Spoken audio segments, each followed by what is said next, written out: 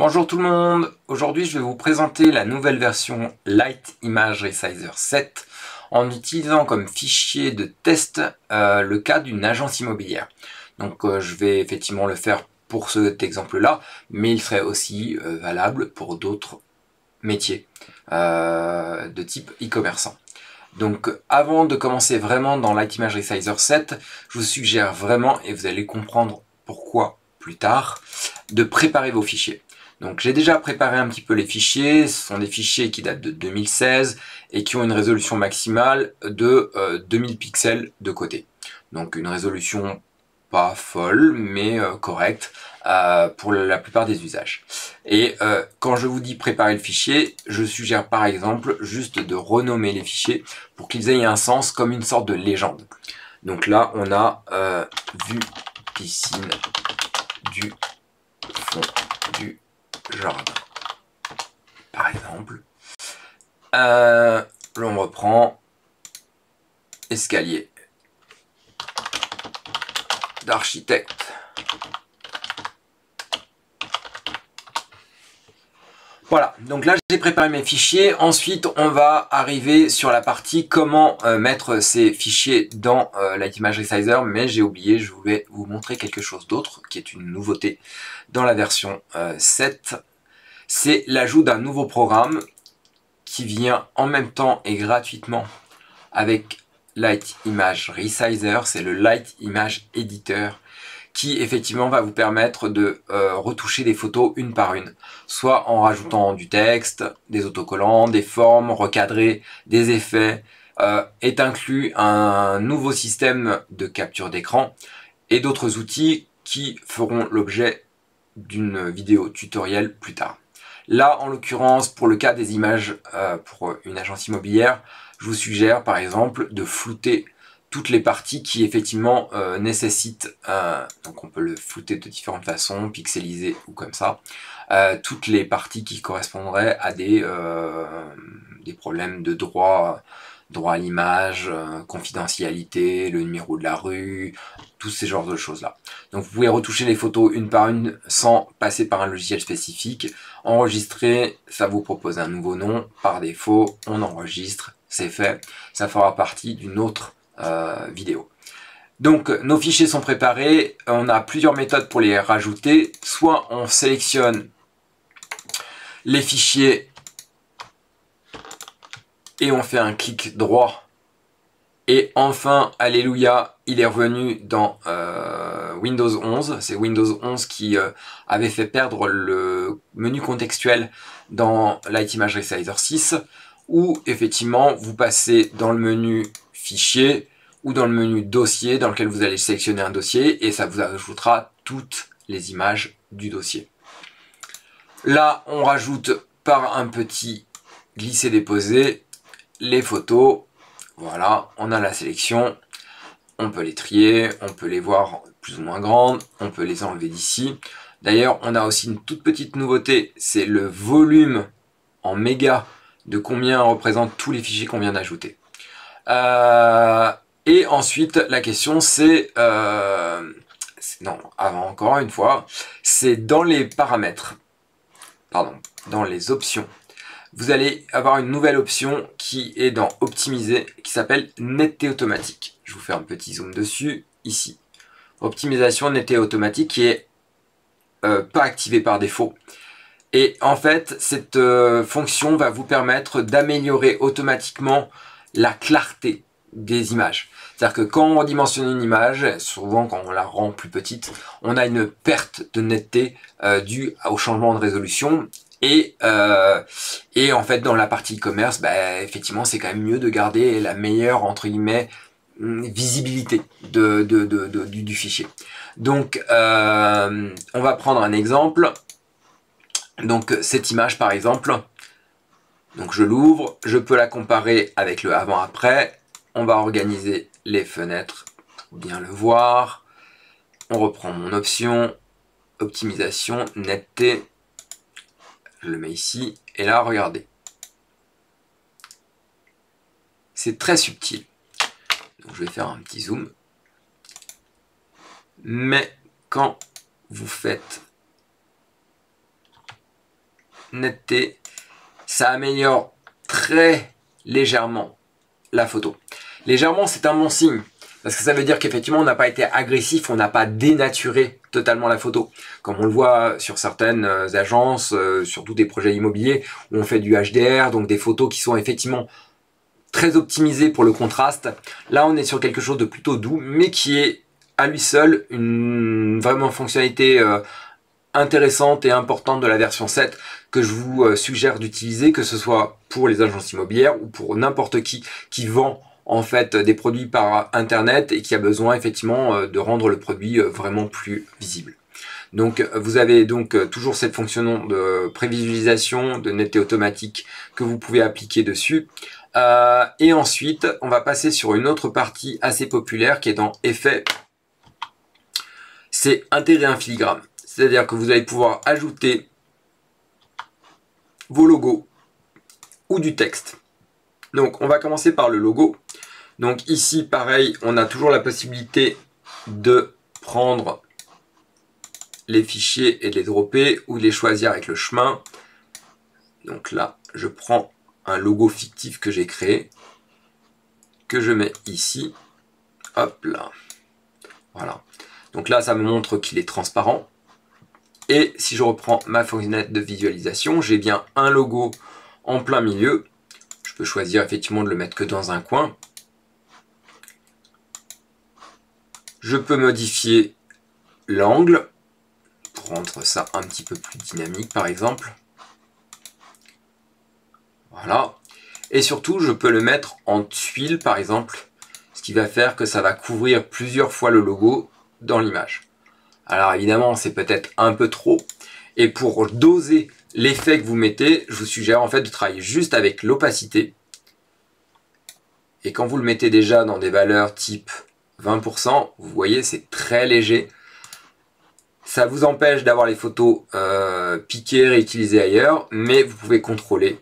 Et donc voilà, c'est un des éléments vraiment importants du logiciel. Vous allez vraiment avoir un éditeur complet pour la gestion des ce qu'on appelle en anglais watermark, filigrane en français. Voilà.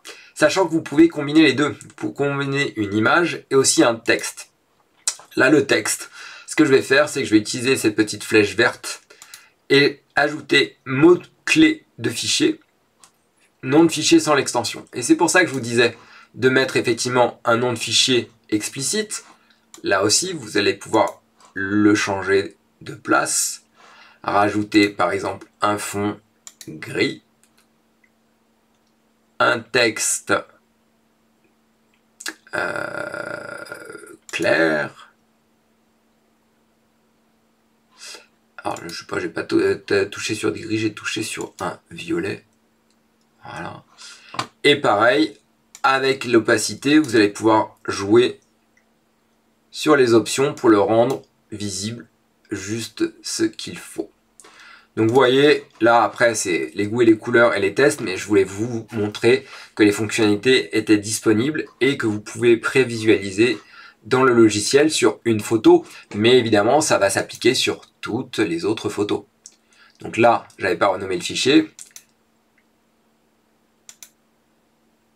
On peut comme ça regarder, vérifier, créer son profil, enregistrer le profil, bureau à l'étage, Imotop, accentuation de la photo par-dessus, à vous de voir ce que vous voulez faire. Vous pouvez rajouter bien sûr d'autres informations, type appeler tel agent immobilier, un site web, n'importe quoi, changer la taille de la police, le rendre proportionnel à la photo. Ça met un tout petit peu de temps. Voilà.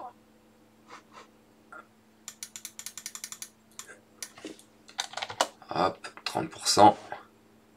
Ça donne la proportion par rapport à l'image. Donc voilà, là on a effectivement survolé les fonctions de filigrane avec deux types logo plus texte dynamique. Et ensuite, qu'est-ce que je voulais vous montrer? Accentuation c'est fait, filigrane c'est fait, nom de fichier c'est fait. Ensuite, donc on a toujours la sempiternelle question de quel est le profil qu'on doit appliquer. Donc tout d'abord, si vous étiez utilisateur de la version 6, tous les profils ne sont pas disparus, ils ont été juste renommés.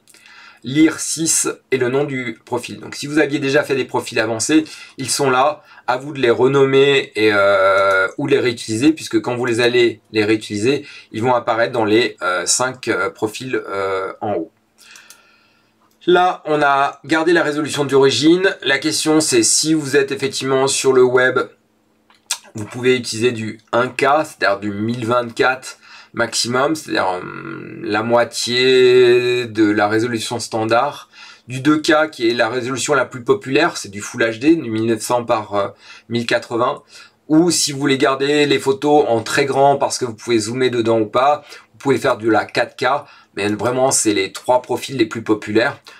Quand vous appliquez le profil, vous voyez effectivement côte à côte la différence en proportion et la taille de fichier passe de 775 à 114. Donc vous avez une prévisualisation de l'impact de la taille du fichier. Sachant qu'effectivement, vous avez aussi toutes les nouvelles fonctionnalités, notamment est-ce que vous devez garder du JPEG ou pour le web, du WebP ou de la VIF ou de la HEIC, c'est en fait le format Apple, ou même JPEG XL ou quoi que ce soit. Bon, grosso modo, si vous faites du web, la question est l'optimisation et les préconisations pour les moteurs de recherche Google, c'est de faire du WebP. Donc vous pouvez effectivement tester le WebP, et si on regarde, on avait donc 114, on passe à 70 kg pour la même qualité, mais en WebP, donc on a divisé par 10 la taille. À vous de voir et à vous tester toutes ces options-là. Ensuite, je veux vous montrer un dernier truc, c'est toutes les options type collage. C'est-à-dire que si vous avez besoin de faire un petit montage rapide de vos photos, vous pouvez effectivement aller ici. Donc vous avez soit un profil, soit vous le faites à partir d'ici, créer un collage assemblage. Et là, quand vous faites OK, il va vous faire en fait une prévisualisation d'ailleurs, une vue de comment est le montage. Donc là en fait j'ai 8 photos, je peux changer évidemment le bord, le mettre en blanc, enlever des photos qui ne me servent à rien dans ce cas là. Donc là par exemple j'ai 2 photos de la chambre, je peux les retirer ici.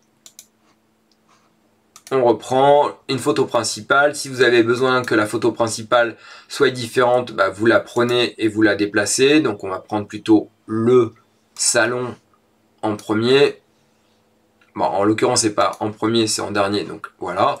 Voilà, vous voyez, on a tout ce montage-là, c'est facile, vous pouvez appliquer, exporter, et là, vous allez avoir la possibilité de faire des collages, donc de plusieurs photos, très rapidement. Vous pouvez en faire que 2, vous pouvez en faire tout ce que vous voulez. Et les gens sous-estiment et ne connaissent pas forcément toutes les possibilités du logiciel, donc c'est pour ça que je trouvais qu'il était important d'en parler rapidement. Ensuite, là, on va pas le faire.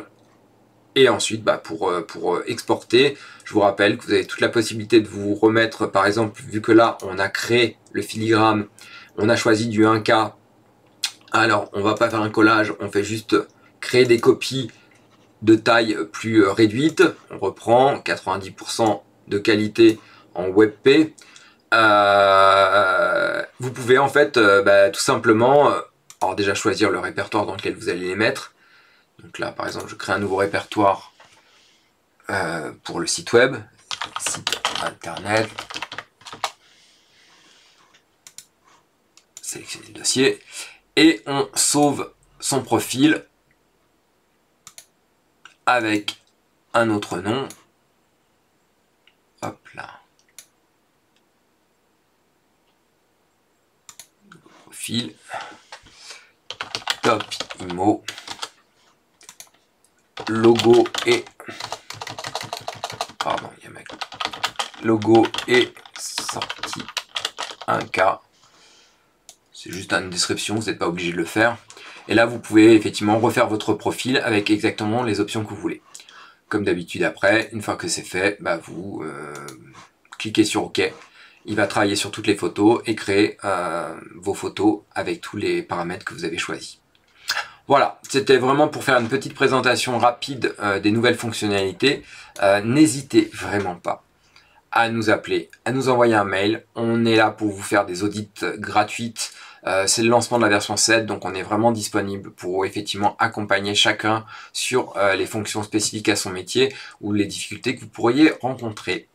Voilà, bon bah j'espère que j'ai pas été trop long et n'hésitez pas donc à nous écrire si vous avez la moindre question. Et comme ça vous allez pouvoir faire des super ventes, battre Martin, Valentin ou Stéphane et faire des bonnes ventes et des bonnes transactions. Merci beaucoup.